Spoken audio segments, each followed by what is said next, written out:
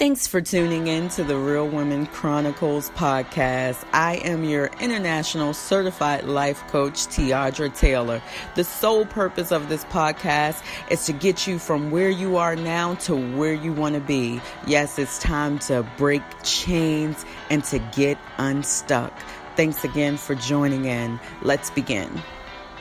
Hello, everyone.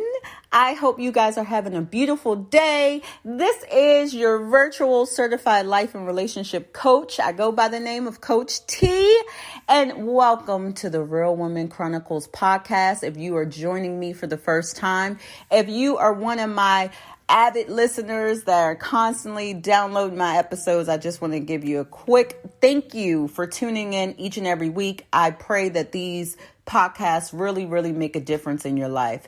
So if you all listened to last week's podcast, I talked about stage 1 of a breakup. Many of you guys know that I have currently released an interactive breakup journal just to help you through some of these stages that I'm going to talk about over the next few weeks.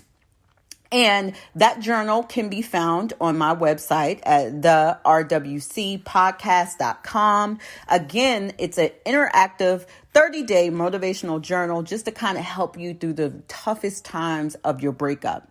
As I was saying previously last week, I spoke about stage 1 of a breakup. This week, I want to talk about stage 2. And next week, of course, we're going to close it out by talking about stage 3. So this week, as I stated, I want to kind of help you guys understand that stage 2 is not a stage that we go into overnight when we're going through a breakup or divorce. Stage 2 is not something that we can say definitively that everybody hits stage 2 in 90 days or everybody hits stage 2 in 6 months. Stage 2 of a breakup can really take place at different times for each and every one of us. So even though I'm recording these podcasts back to back, many of you who probably are listening to stage 2 of the podcast may not even be in stage 2 as of yet. Your breakup may still be fresh, but it's okay because there's some things in stage 2 that I want you guys to kind of look forward to, because there's things in this stage that is very important in your healing process, in your growing process, in your moving on process. And sometimes it's good to know from people who have personally, not only have I coached, but personally gone through the various stages of a breakup. Okay. For many of you, and many of us, stage 2 of a breakup is really when you start to learn a new routine. Okay. When you come out of a relationship, we all know that we kind of enter into this routine with that mate, right? We talk at certain times, we hang out, we go to certain places, we do certain things. So you're in this routine. You kind of get accustomed to having this person around. This is your routine. Well, now in stage 2, during your healing journey, you're going into learning a new routine. And the great thing about learning a new routine is because hopefully, okay, that routine involves things that you solely have the power of, right? So you have the power of determining where you want to go without anybody else's input. So learning a new routine is a great thing. Now, of course, there's still probably plenty of pain going on. It's plenty. You still may feel a little, the heartbreak and during stage 2 of this breakup. Things are still new, and you're learning how to live without that person. But understand that during this stage, it is important not to rush into dating other people to mask your pain. Now, I know a lot of people joke about, okay, well, quote unquote, I've seen it online, so excuse my French, but quote unquote, they say, okay, you go through a breakup and then you go through a quote unquote hoe phase. That's what they call it.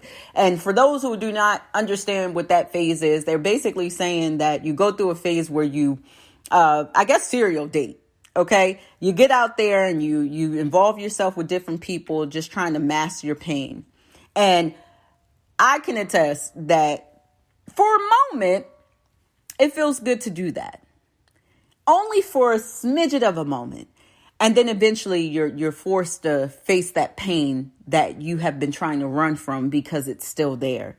So it's important during this stage not to bring other people into your life, especially on a serious magnitude, to seriously date someone or be physical with someone when your heart is still in the healing process.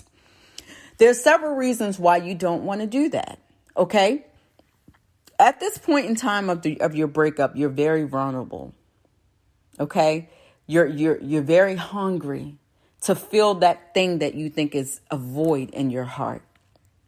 So your ability to select the right individual is distorted. Okay. Your ability to really make a conscious decision on what you want in this stage could be, it just as, and let me back up a little bit. Remember, I'm saying that during this stage, you're still feeling pain. Stage 2, you're not all the way out yet. So to bring someone in during a time where you have yet to heal, you will not intentionally, but you will end up projecting that pain and that experience from that last relationship onto this new person. And they don't deserve that. They also don't deserve to be your comforter. They don't, while you are fixing yourself, and they're not your fixer. Okay? They're not, they can't come into your life to be your fixer. If you are still feeling pain during stage 2, no one else should be in that room trying to fix you other than God. Because what happens is we will lean on individuals with all this weight, and it begins to be too much weight for them to carry. So what happens, right? Because if we're relying on them, this new person, to bring healing into our lives because we're hurt from the old person, what happens? We put too much weight on that new person, and eventually the relationship dissolves itself because it's too much weight for anybody to carry. Listen, I have conversed with men and over periods of time who weren't yet over their ex, and it became apparent fairly early. And let me tell you, the weight that these type of men, and sometimes women, if you're a man, can probably attest to this, but the type of weight that these type of men put on to a relationship is almost unbearable. And it's the same for you. It's the same for you. If you are still healing that heart, you don't want to break other people trying to fix yourself. Never. Sure, again, it feels comfortable to, it feels comforting to get out there and just rush and say, okay, well, hey, this person left me. I'm just going to move on. And eventually you're going to be back at stage 1. You know why? Because you're not properly going through the stages of healing and learning how to heal yourself and comfort yourself. You're going to other people. And the problem with going to other people is that you will form a habit of needing other people in order to heal yourself. And if you know, like I know, okay, any of us that constantly lean on other relationships to get over the past relationships end up only creating more psychological issues within ourselves than we even started with. Because we're constantly starting new relationships on you know, a rough and dangerous. And I say dangerous, right? Because it's dangerous when you're taking your heart into new situations and it has yet to heal.